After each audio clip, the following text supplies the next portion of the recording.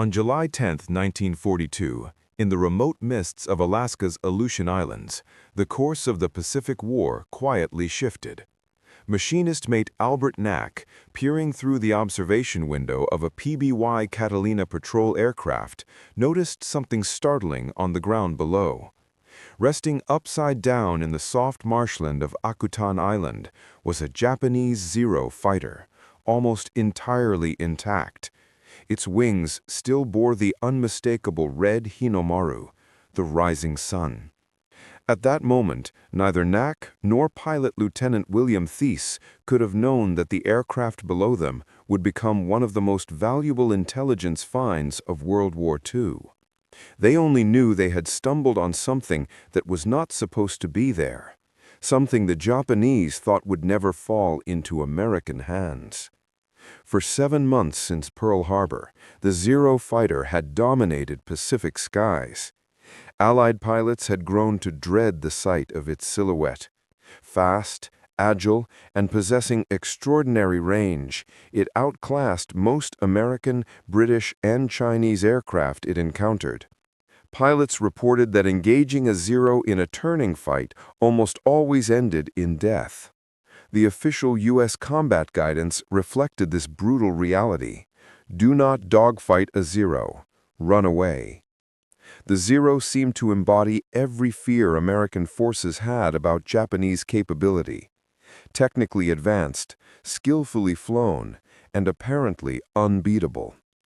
The Zero that Knack saw that foggy morning had crashed 5 weeks earlier during the Japanese attack on Dutch Harbor, part of a coordinated diversion tied to the larger Midway campaign. Flight Petty Officer Tadayoshi Koga, a young but well-trained naval aviator, had led his aircraft through the attack when rifle fire from the ground struck his Zero.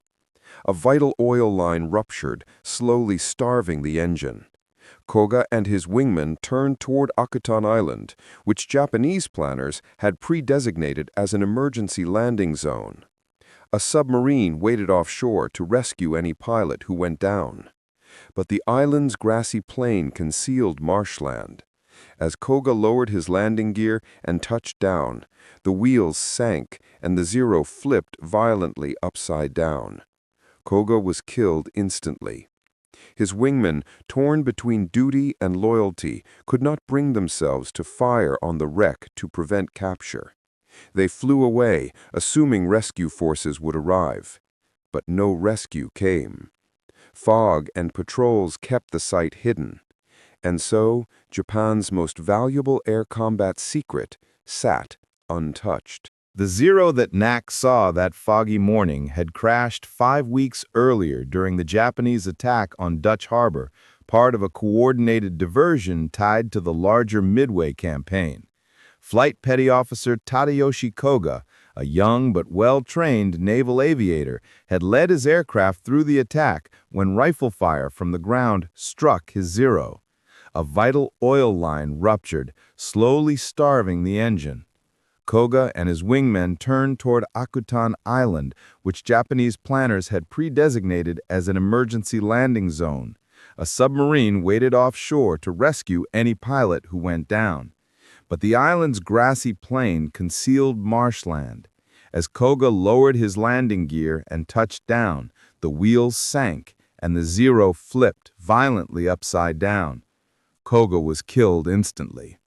His wingmen, torn between duty and loyalty, could not bring themselves to fire on the wreck to prevent capture. They flew away, assuming rescue forces would arrive. But no rescue came. Fog and patrols kept the site hidden, and so Japan's most valuable air combat secret sat untouched. When U.S. forces finally inspected the Zero on July 11th, they were astonished. The aircraft was sleek, elegant, and incredibly light. Chief Aviation Pilot William Thornborough noted immediately that the Zero's skin felt thin, shockingly thin for a fighter. There was no armor around the pilot. The fuel tanks were not self-sealing, something American aircraft designers considered essential. The Zero, it turned out, had been engineered around a single philosophy: absolute maneuverability and range, even if it meant sacrificing protection. It was a weapon built for pilots expected not to return. Recovering the aircraft was grueling work. Alaska's weather is notoriously unforgiving, and the marsh made lifting the plane nearly impossible. 3 attempts were made before sailors finally hauled it across the island and onto a barge. By early August, the Zero arrived at North Island Naval Air Station near San Diego. Word spread rapidly. The Navy placed guards around the plane, not just to prevent sabotage, but to stop eager mechanics and pilots from stealing pieces of the legendary aircraft as souvenirs. Once the Zero was repaired, American engineers analyzed it in detail. Their findings were revelatory. The aircraft's performance came not from a secret engine or futuristic technology, but from extreme weight reduction. The Zero weighed nearly 2,000 pounds less than the U.S. Navy's main fighter, the F-4F Wildcat.